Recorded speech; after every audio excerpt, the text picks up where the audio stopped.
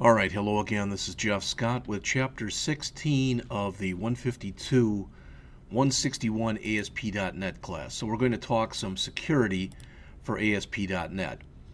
And I'm not going to be going over the examples. I'm not going to go over any more examples for Chapters 16 or 17. I've finished Chapter 18 previously. That was on exception handling. And I kind of talked around and a little bit about Chapter 19, which was on deployment. So I want to do Chapter 16 today, possibly Chapter 17 tomorrow, and over the weekend hopefully get done with Chapters 14 and 15. I'd like to do some of the code examples for those. So, important terminology you'll uncover: the ASP.NET application services that drive the security model of ASP.NET, how you can let users sign up for an account for your site, how you can reset passwords and request new ones, how you can manage the roles and the users and roles in the database at development time, how you can present different content to different users based on access rights. So as we start, and I don't normally do it this way, but I am going to anyway, and that is I'm going to come in here and I'm going to go into Google, go over to Google Images and type in ASP.NET Security Model. And there was a picture that I'd looked at before. I think it's this one, but I'm not sure. Let's see.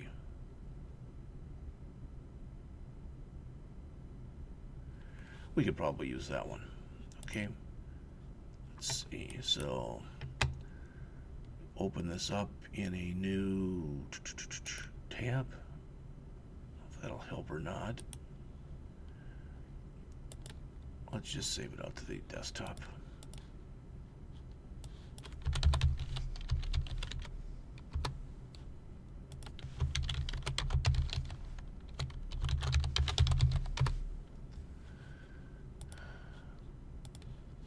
And the reason I'm doing this is some of the stuff that we'll want to talk about in here is shown in this picture. So put it in there. Again, there's probably a way to make this bigger. I'm not sure exactly what that is, so I'll leave it the way it is. How's that?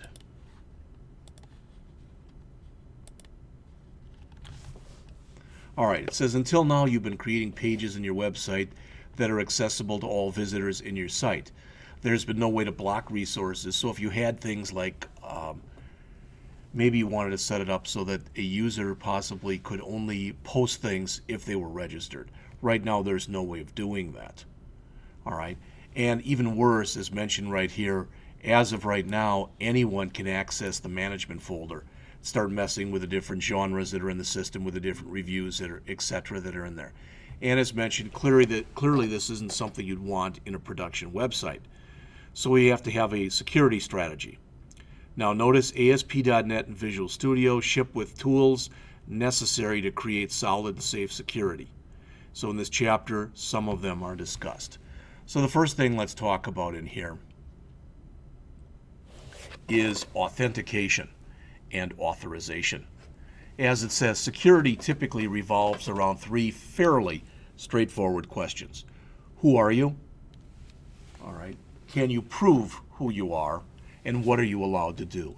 Well, the who are you and can you prove who you are, basically those both are involved with authentication. And when you think about it, who are you, as they mentioned there, that's your identity.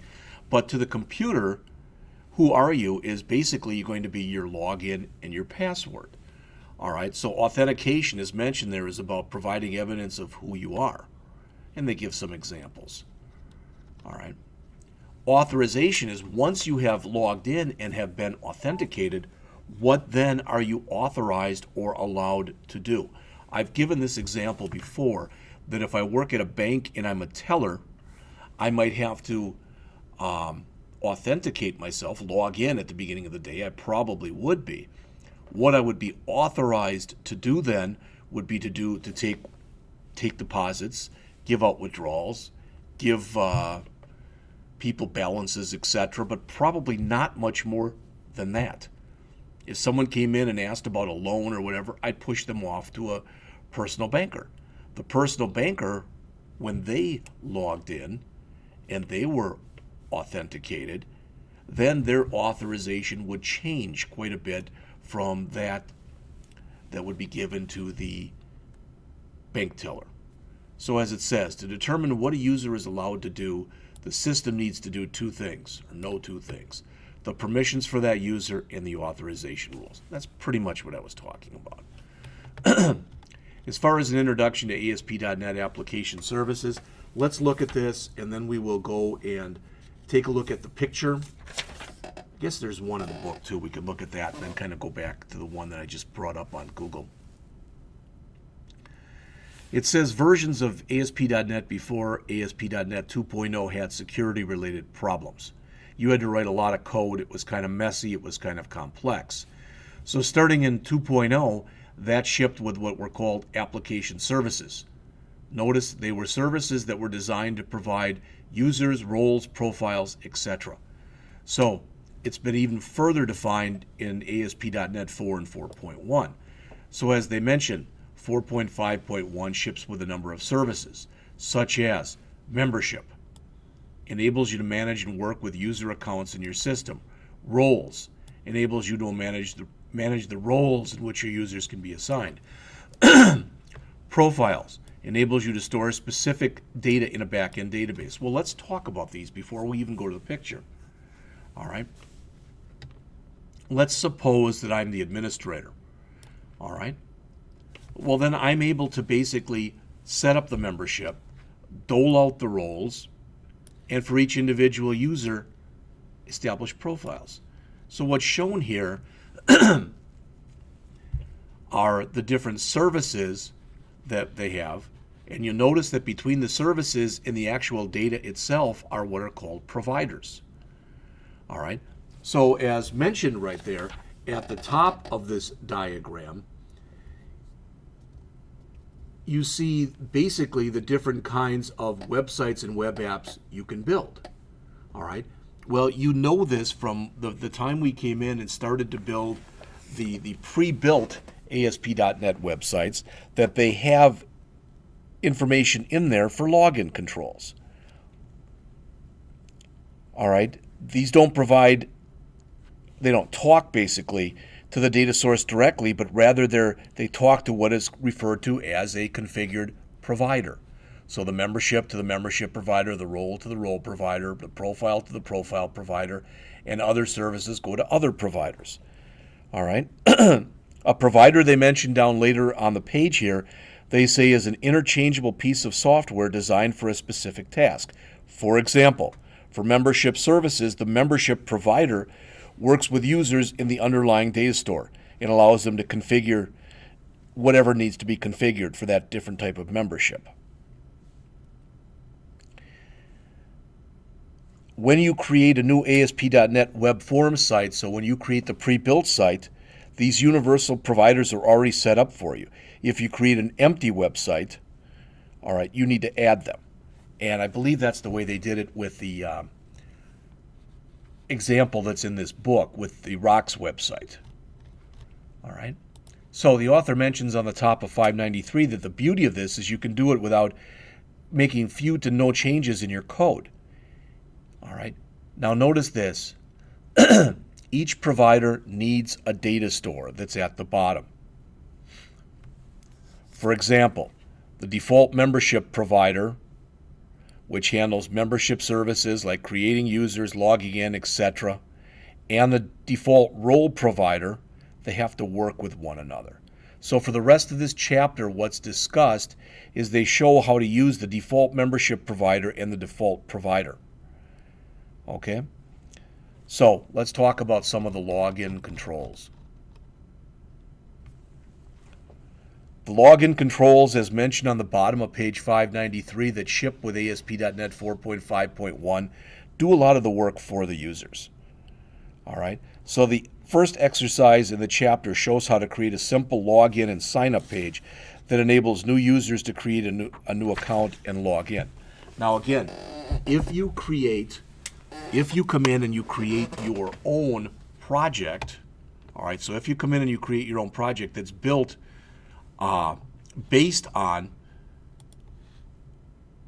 if you don't do an empty project, this stuff will be built for you. So let's go in. I'm not even logged onto the virtual desktop yet, but let's log onto it.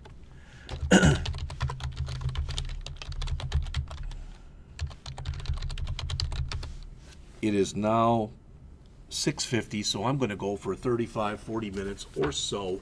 So I'll get done whatever I can get done in here. All right. And if I get the whole chapter done, that'd be fantastic. And if I don't, then I guess I don't. But there's a few things that I guess are worth showing in here, such as, okay, if I come in and I start up Visual Studio, I'm going to do this twice just so you can see it.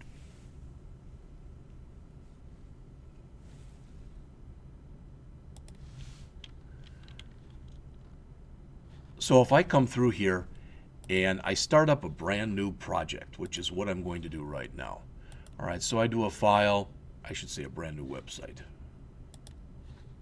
So I do a file, new website. Now there's a big difference here because if I come in here, if I come in here and choose ASP.NET Web Form Site,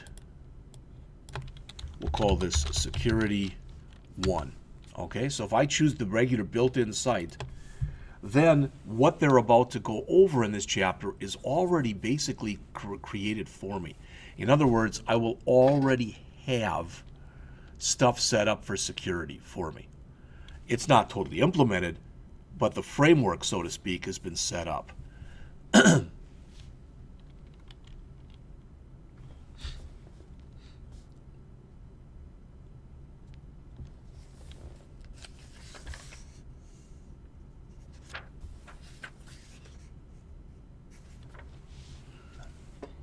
Fortunately, it's taking quite a bit of time this morning to start up. All right, so what you see is when I come back out here, let's do a view, and let's go to our Solution Explorer. There we go.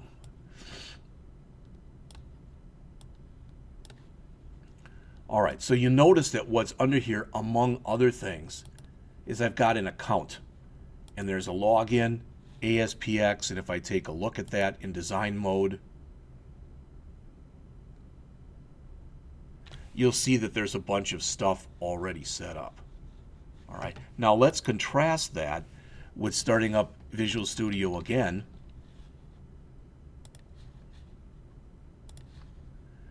Coming in, doing again a new website, we'll call this Security 2, and we'll choose Empty Project. And I didn't change it. Doggone it.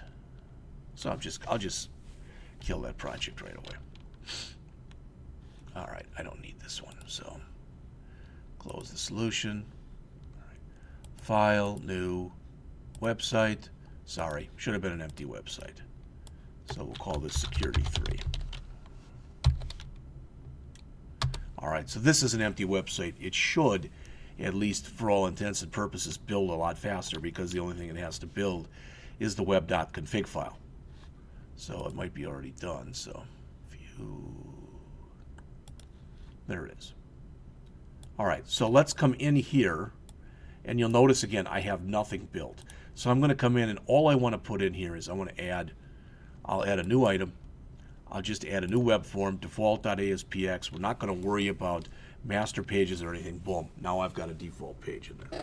All right, so I'm going to use this one for some of the stuff that I do, going over some of the exercises that are in here.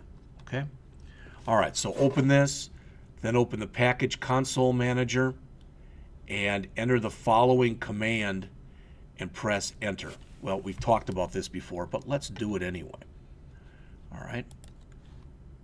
So I'm going to have to enter in here, install minus package Microsoft.ASP.net.providers.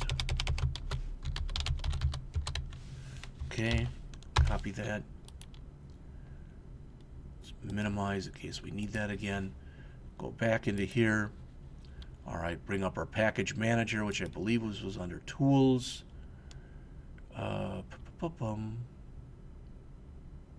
Sorry, it's been a while since I've been on this, so package manager console, and let's paste that in. Hit enter.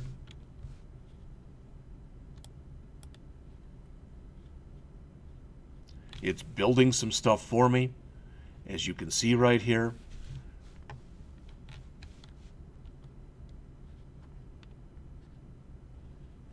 what did it build? Well, just to show you what it built, it says it was successful.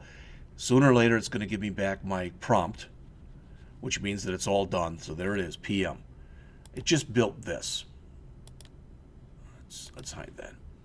It built everything that you see in this bin folder. All this entity framework DLL stuff that's in here. It just built that.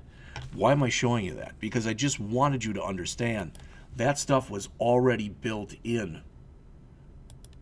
See that? That was already built in when we created the project and used an ASP Web Forms project. Otherwise, we have to manually create it. So that's what I just did. So Visual Studio downloaded all the providers that we just talked about before into it. It added what's called an assembly, or basically a dynamic link library file that's called system.web.providers into our bin folder, and it added the information to our web.config file. So our web.config now has a bunch of stuff in it with these different providers that was not in there before. I should have run that beforehand, but I didn't. All right, so they say next, the authors say, if you don't already have a page that's called login.aspx, create it now. So let's create that.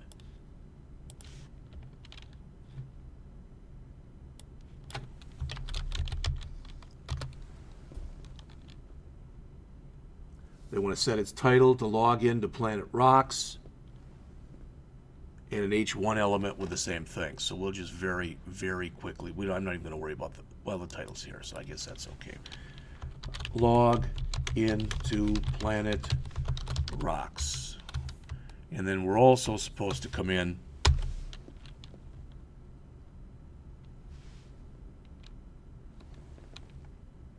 and basically we'll add it right here. Again, I'm putting it in here.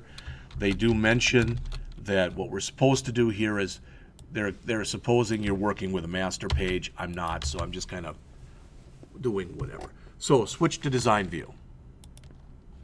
All right. And drag a login control and drop it on the login. First, we're supposed to come in here under the login controls. Let me close up just about everything else that's running. All right. And we're supposed to drag a login status and drop it right after the H1.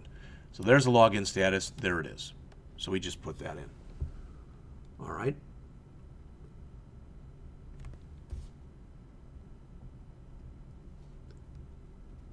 From the toolbox, drag a login control and drop it right on the login status so it ends up right above it.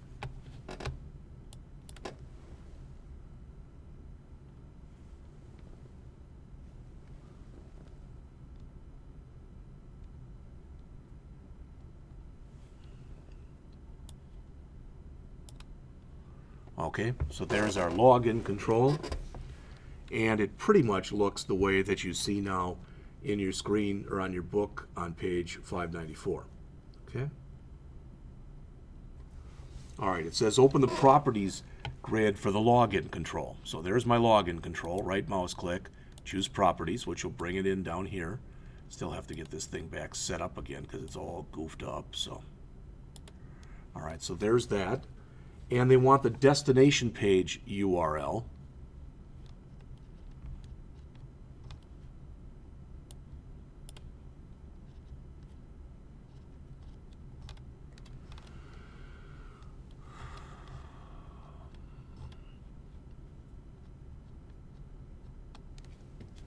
Right there. All right, we want that to be ~default.aspx.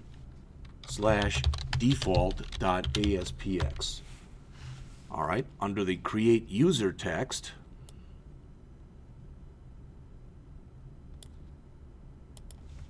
we want that set to sign up for a new account at Planet Rocks. And the create user URL will be to a page we still have not created yet. That's going to be our sign up page.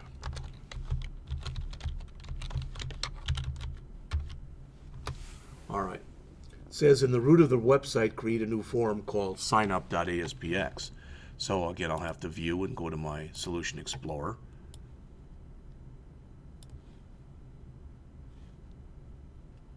right mouse click, add new item, and again this will be signup.aspx.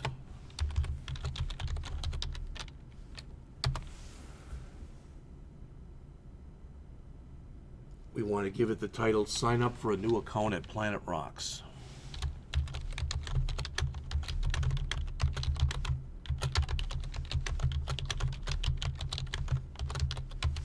Alright, switch the page to Design View from the toolbox. Come back in here and we are to add a Create User Wizard control in the main area of the page. There that is. Save and close the page. Alright. Open the web.config file and add an authentication element as a direct child of system web.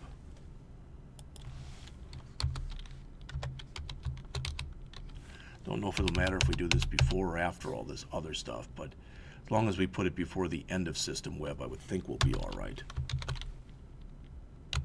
Well, they show it at the top, so I'll put it at the top. That's fine.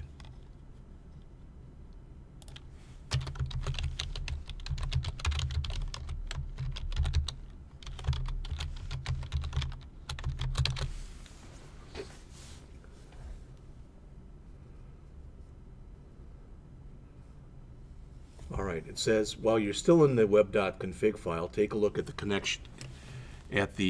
connection section. It says that someplace down here says that it's added a connection for us. That's called default connection. It says you could leave this string in there and everything would work. However, with this connection string, .NET creates a new database and attaches that to SQL Server. From the management perspective, it would be easier if your user data is stored in the same database as your reviews, genres, etc. It says this is quite easy to do. First, remove the connection string called default connection. This thing that was set up there for us.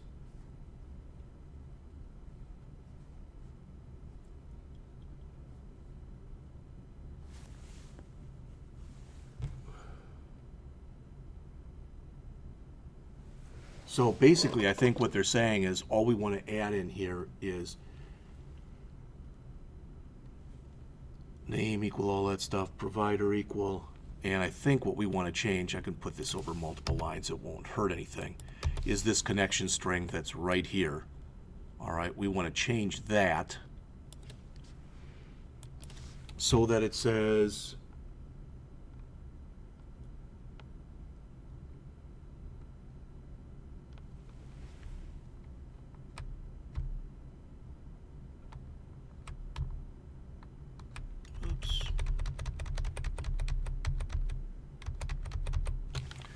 Planet 1, the Planet Rocks, connection string 1. All right. So, hopefully I did it right, but we'll find out very quickly. Save all the changes. Go back to the login.aspx page, so we're saving everything. Run this. And we should be greeted. Now, ours is not set up the way theirs is pictorially, but if you look on page 596, we should be greeted with a login to Planet Rocks box right here.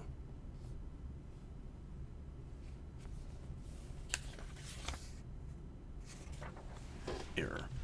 We get that unobtrusive thing. Doggone it. And I forgot how to fix that. That is a setting that we have to, something that we have to set in our web config file.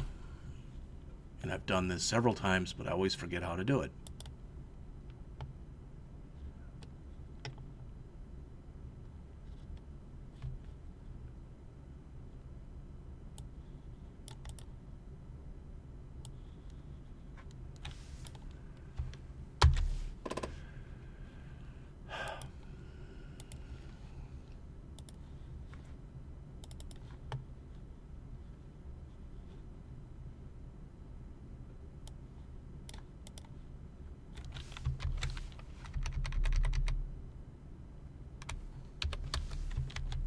Hopefully that's okay to put it where I put it. We'll find out right now. No. Something I didn't like. Okay.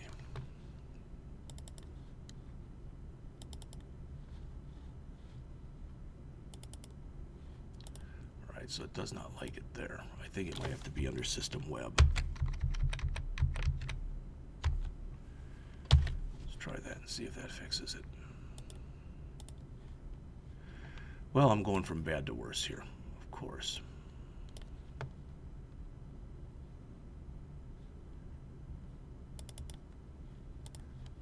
All right, so it doesn't like this that I'm adding. So again, it must be where I'm adding it. I've done this before and I've never had a problem with it. Of course, now I do when I'm trying to tape here. Probably, I can try putting it in different places, but again, I'm getting different error messages. Doggone it. I'm going to pause this and see if I can fix it and then come back again. All right, I think I've figured it out. It just took a second. What it was in my web config file. I needed to I'll show it to you, make it much easier. The add key was correct, but I had to wrap that inside of app settings tags, which I did not do. Okay, so I'm hoping that it comes up now and it shows something, but it looks like so far like it's not. So let me go back to the project again, stop the run, go back to my login page, and then try to run it from there. So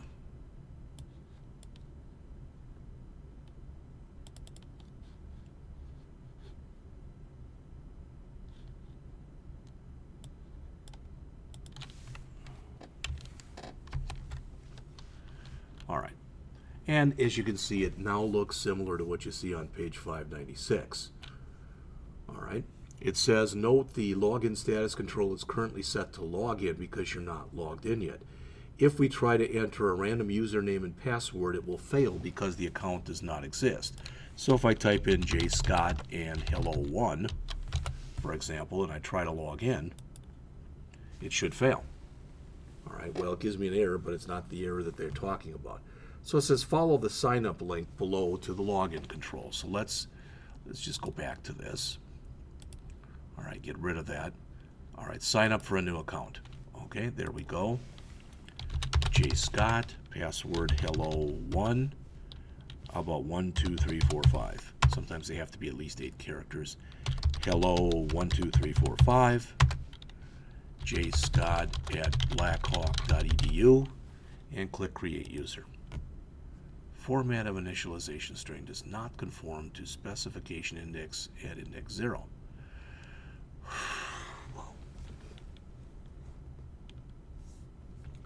Well, I'll tell you what.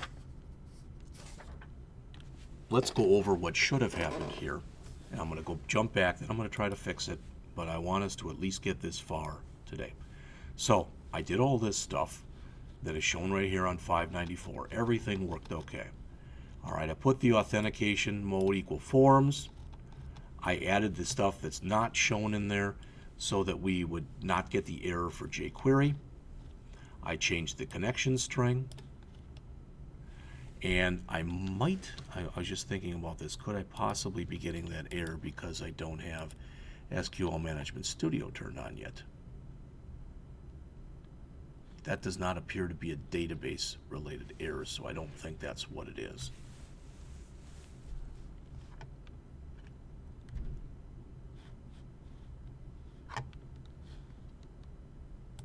So we did get up to this point right here. I tried to log in and it failed.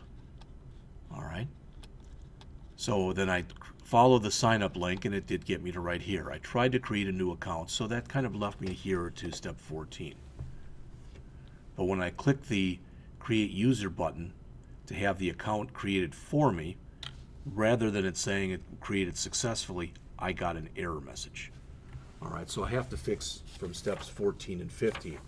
But they do mention here on the bottom of page 597 and going on to page 598, the author mentions, besides adding and configuring a few ASP.NET Server controls, we didn't do anything wow in this particular example.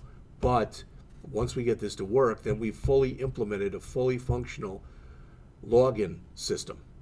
The first time you try to log in, the provider checks to see if the app is using the database necessary. By default, it checks the database by looking at the connection string pointed to by the provider. So again, it is possible that the reason that this failed was because that was not connected. I don't know. But I'm going to go through and just very quickly try the same stuff again. So I want to go back here to this. Okay. And let's try to run it one more time from the login.aspx page.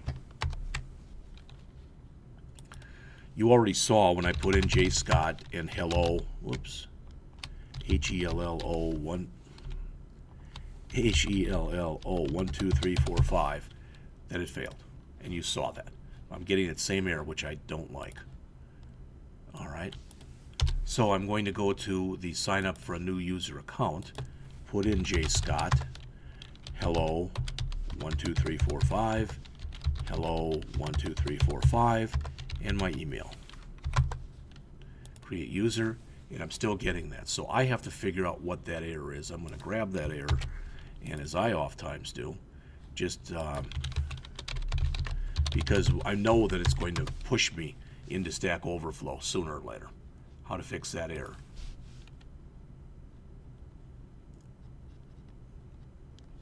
It might help to see what the actual connection string is. Add that to global. Well, what that says to me is that my connection string was not set up correctly. So when I manually went in and changed this, as I was pretty much told to do in here, to this, that this is incorrect. All right, so I'll have to take a look at that. But again, ideally what will happen next then is we've gone through and we've done this. All right. It says after the database has been created successfully, the login controls can use it. All right.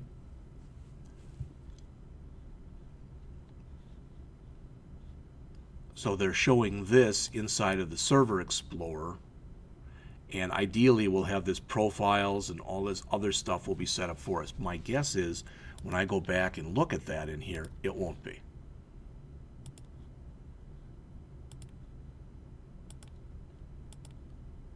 I still have just those two. All right. I don't think it's under anything else. It could be under here, I suppose. It's not there. It's not there.